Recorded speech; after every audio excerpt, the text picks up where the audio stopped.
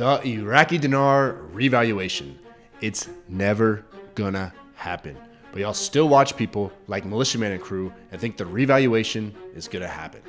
In this video, I'm breaking down a recent video of Mlitia Man and Crew so that you can know the truth. My background, I used to tell portfolio managers at Merrill, Lynch, and Morgan Stanley what to do with millions of dollars.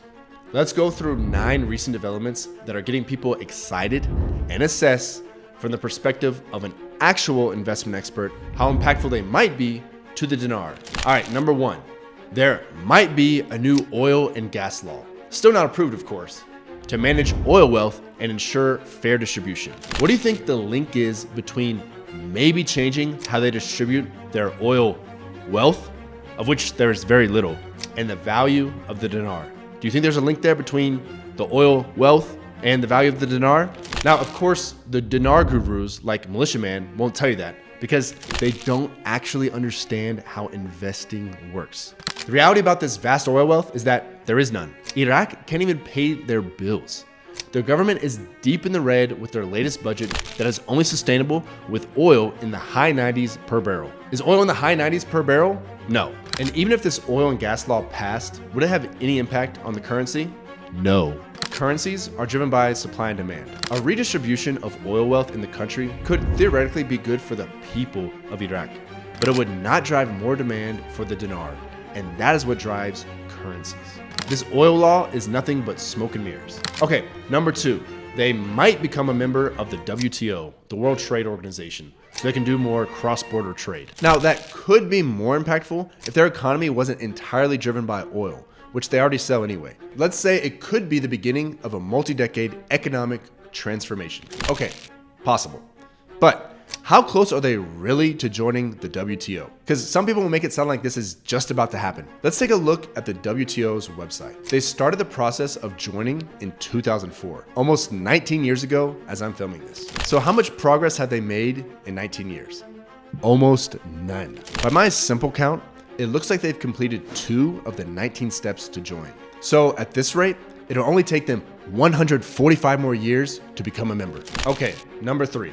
They're about to exit some sort of unspoken Chapter 7 UN sanction, which Mlitia Man guesses has something to do with the currency.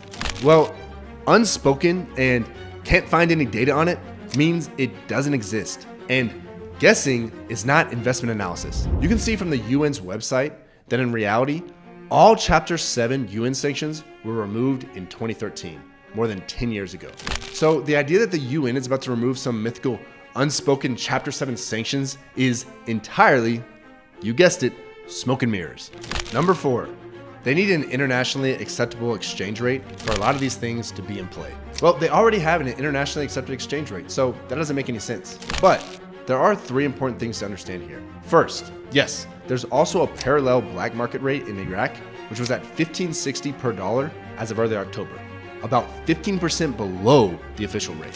Now, some people paint this as a good thing, but that shows a complete lack of knowledge about how currencies actually work. Why would a currency trade at a lower valuation on the black market? It's because everyone in Iraq knows the dinar is likely to devalue at some point, so the market is moving ahead of that. They want to get dollars now because they think the dollars are going to increase in value against the dinar. You do realize that they believe that so strongly that they are willing to pay more than the official exchange rate just to get them. The second fallacy about the establishment of a more widely accepted exchange rate is that it would matter for the currency. In reality, no one wants to accept the dinar, so they'll have to pay in dollars for everything anyway. The third fallacy about the establishment of a more widely accepted exchange rate is that unlocking the economy has to do with the narrative I keep hearing that their plans won't work at the current exchange rate, so it has to go revalue upward. No, it doesn't. What will really happen is that they just won't be able to pay for all the things they're promising. Imagine your friend works at McDonald's and wants to buy a Ferrari. That's like them saying, well, my plan to buy the Ferrari doesn't work at this level of income, so I'm just gonna magically increase my income 1,000 times higher overnight. Now, as you know, or maybe you don't, but it doesn't work that way.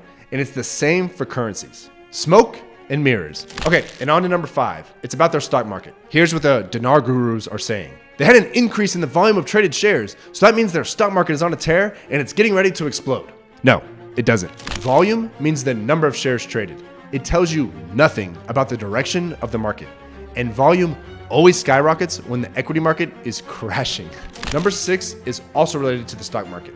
The Iraq Stock Exchange wants more foreign investors in their stock market. Okay, obviously. But how will they get them to invest? Apparently, they're trying to pass an Iraqi Securities Commission law that would increase the purchase limit, allowing investors to buy up to 49% of the shares in Iraqi companies. Now, some people who have no idea how investing works thinks that will entice people to invest because they'll be able to own larger shares of companies. But there's just one problem. No one wants to buy any shares of Iraqi companies. That's like saying, hey bro, do you want to buy a jar of olives? And the guy's like, no, I don't like olives. And then you're like, okay, well then how about 10 jars of olives? I struggle to see why increasing a limit that no one is running up against would make any shred of difference. You know what this is? Smoke and mirrors. And we're on to number 7. The gurus are saying the economy will do great because of the new Hydrocarbon Law. Banks will be selling loans and real estate in the dinar. Companies will be doing all their trade in the dinar, and there will be some money to be made. Okay, well, the hydrocarbon bill is controversial and has gone nowhere since 2007. So they formed a committee in August to talk about it. Who cares? Smoke and mirrors. Oh, banks in Iraq will give people home loans in their own currency. They already do. All this positive sounding stuff about the economy, first of all, most of it is just false hope. Or one could say smoke and mirrors. And second, of all the things Mlitia Man and other random news reading gurus can never do is explain how any of this will help the currency.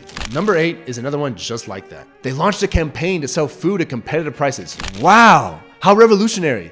I bet that will be the key in their economic miracle. And last but not least, number 9. Kurdistan will now use dinar at all border crossings and airport transactions. Oh man, that is just so exciting. You mean to tell me that a region of Iraq will use Iraq's currency when people buy a bottle of water at the airport? Man, that's a game changer. Hold on, y'all, let me go buy some dinar. You see, every single thing these dinar gurus tell you is smoke and mirrors. It's the same crap on a different day. It's putting lipstick on a pig. It's smoke and mirrors to get people to keep watching their channel and keep buying dinar. The news is always changing, but at the same time, it's never changing. It's always some grand hope or guess that's just right around the corner. Then when it doesn't happen, it's something else that sounds promising.